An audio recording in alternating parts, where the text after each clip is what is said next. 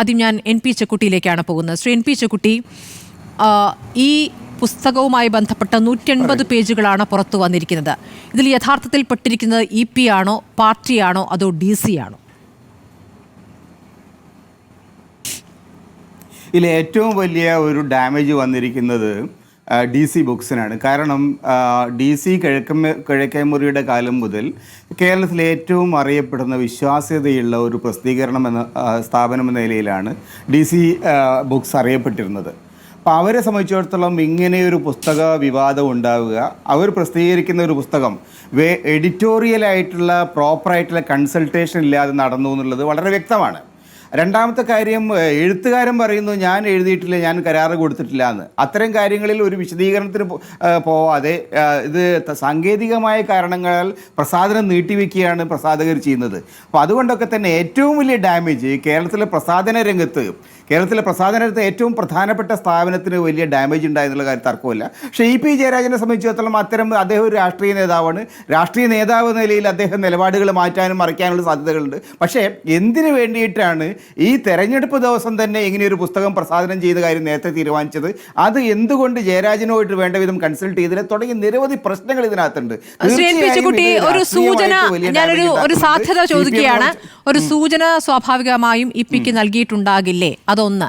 രണ്ടാമത്തത്, നമ്മൾ ആ വായിച്ച 180 പേജായാലും EP-യുടെ ജീവിതവുമായി ബന്ധപ്പെട്ട് കൃത്യമായി EP പറഞ്ഞിട്ടുള്ള കാര്യങ്ങൾ അതൊന്നുകൂടി വിശദമാക്കുന്ന വിവാദങ്ങളിൽ അദ്ദേഹം അതിൽ പാർട്ടിയെ പ്രതിക്കൂട്ടിൽ നിർത്തിക്കൊണ്ട് സ്വയം ന്യായീകരിക്കുന്ന ഭാഗങ്ങൾ വരെയുണ്ട്. അപ്പോൾ അത് വേറെ ഒരാൾ എഴുതിയതാണെന്ന് നമുക്ക് തോന്നുകയില്ല. അത് EP തന്നെ പറഞ്ഞുകൊടുത്ത് എഴുതിച്ചതാകാം ഒരു പക്ഷേ ഇന്നത്തെ ദിവസം അത് പുറത്തിറക്കുക, അതിലെ പേജുകൾ പുറത്തു വരിക എന്നുള്ളത് ഒരു വിപണന തന്ത്രം. നമുക്കറിയാം DC ബുക്സ് നന്നായി കച്ചവടം നടത്താൻ അറിയുന്ന പ്രസാധകർ തന്നെയാണ്. നേരത്തെ മീശ വിവാദം വന്ന ഘട്ടത്തിൽ അത് ഞങ്ങൾ പ്രസിദ്ധീകരിച്ചു കൊള്ളാം എന്ന് പറഞ്ഞുകൊണ്ട് ആ പ്രസാധനം നിർവഹിക്കുമ്പോൾ അതിലെ വിവാദമായ ഹരീഷിൻ്റെ പുസ്തകത്തിലെ വിവാദമായ ഒരു വരി മാറ്റിയ ശേഷം തന്നെയാണ് അത് പ്രസിദ്ധീകരിച്ചത്. പക്ഷേ അത് പുറത്തറിയാത്ത വിധത്തിൽ മീശ പുസ്തകം നല്ല രീതിയിൽ വിറ്റഴിക്കപ്പെട്ടു എന്നുള്ളത് നമ്മുടെ മുന്നിലെ യാഥാർത്ഥ്യമാണ്. അപ്പോൾ വിറ്റഴിക്കാനായി 13-ാം തീയതി ഇതിൻ്റെ കുറച്ച് ഭാഗങ്ങൾ പുറത്തുവിടാം എന്ന വിപണന തന്ത്രം, ആ തന്ത്രം പ്രയോഗിക്കുകയായിരുന്നു. പക്ഷേ അത് പൊളിഞ്ഞു എന്നാണ് മനസ്സിലാക്കേണ്ടത്.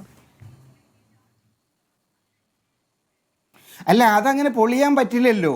നിങ്ങളൊരു വിപണന തന്ത്രം നടപ്പിലാക്കുന്ന സമയത്ത് ആ വിപണന തന്ത്രത്തിൻ്റെ ഏറ്റവും പ്രധാനപ്പെട്ട ആൾ നിങ്ങളുടെ പുസ്തകം എഴുതിയ ആളാണ്.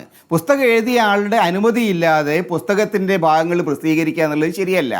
മാത്രമല്ല, അദ്ദേഹം വളരെ കൃത്യമായിട്ട് പറയും ഞാനത് എഴുതിയിട്ടില്ല എന്ന് പറഞ്ഞാൽ പിന്നെ എഴുതിയിട്ടില്ല എന്ന് തന്നെയാണല്ലോ അർത്ഥം. EP ജയരാജനെയാണല്ലോ ഇന്ന് രാവിലെ തന്നെ മുതൽ പത്രങ്ങളിൽ വിളിച്ച് TV-ന് മുമ്പിൽ വന്ന് ഞാൻ ഈ സാധനം എഴുതിയിട്ടില്ല. അദ്ദേഹം ആത്മകഥ എഴുതുന്നുണ്ടെന്ന കാര്യം അദ്ദേഹം പറഞ്ഞിട്ടുണ്ട്. പല പ്രസാധകരും തന്നെ സമീപിച്ച അദ്ദേഹം പറഞ്ഞിട്ടുണ്ട്. DC ബുക്സ് സമീപിച്ചായിട്ട് അദ്ദേഹം പറയുന്നുണ്ട്. എഴുത്തുകാരനായിട്ട് ഒരാളെ നിയമിച്ചതായിട്ട് അദ്ദേഹം പറയുന്നുണ്ട്. പക്ഷേ ഇത് ഞാൻ എഴുതിയതല്ല എന്ന് പറഞ്ഞു കഴിഞ്ഞാൽ അതാണ് അതിൻ്റെ അർത്ഥം. അപ്പോൾ അതുകൊണ്ടൊക്കെ തന്നെ DC ബുക്സിനെ സംബന്ധിച്ചിടത്തോളം അവരെ ഒരു വിപണന തന്ത്രം ഉപയോഗിക്കുകയാണെങ്കിൽ വിപണന തന്ത്രം സ്വന്തം മുഖത്ത് ബോംബ് വീഴുന്ന മാതിരി വിപണന തന്ത്രം ആരെങ്കിലും ഉപയോഗിക്കാൻ പറ്റുമോ? ഇത് CPM-ന് പറ്റുന്ന അബദ്ധങ്ങളാണ്.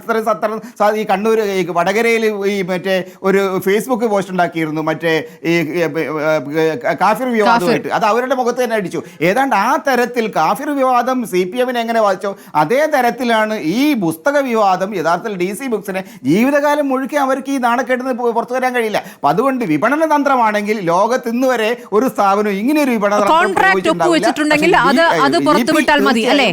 NP ചെക്കുട്ടി, ഇപ്പോൾ DC ബുക്സിനെ സംബന്ധിച്ച് സാധ്യമാകുന്ന കാര്യം ഒരു കരാർ ഒപ്പിട്ടുണ്ടെങ്കിൽ ആ കരാർ പുറത്തുവിടുക ആണല്ലോ. EP പറയുന്നത് അങ്ങനെ ഒരു കോൺട്രാക്ട് ഇല്ല എന്നാണ്. അതെ, EP പറയുന്ന അങ്ങനെ കരാറില്ല എന്ന് പറഞ്ഞാൽ പിന്നെ നമുക്ക് എന്ത് ചെയ്യാൻ പറ്റും? കരാർ ഉണ്ടെങ്കിൽ വിശദീകരിക്കണം. കരാറിനായി അയച്ചു കൊടുത്തിട്ട് ഒപ്പിടുന്നതിന് മുമ്പ് തന്നെ ഇത് പുറത്തുവിട്ടു എന്നുള്ള സാമർഥ്യമാണ് DC ബുക്സിന്റെ ഭാഗത്ത് നിന്ന് വന്നിരിക്കുന്നത് എന്ന് വേണം മനസ്സിലാക്കാൻ. പക്ഷേ ഒരു വരി വിശദീകരണമാണല്ലോ ഇപ്പോൾ പുറത്തു വന്നിരിക്കുന്നത്. 2 വരി.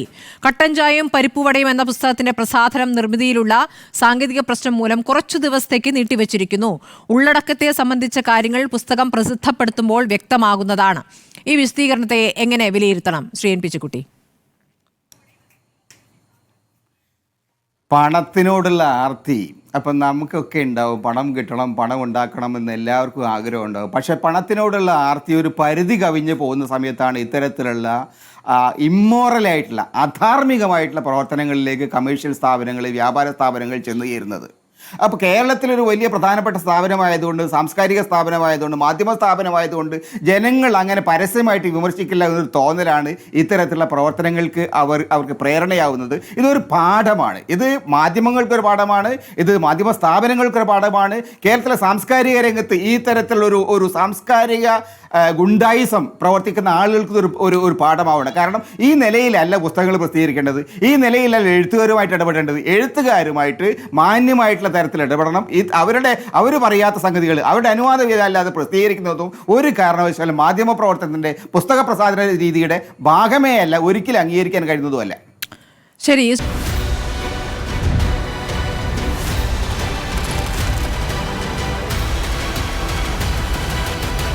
ഡിബേറ്റ് വിത്ത് സ്മൃതി പരുത്തിക്കാട്.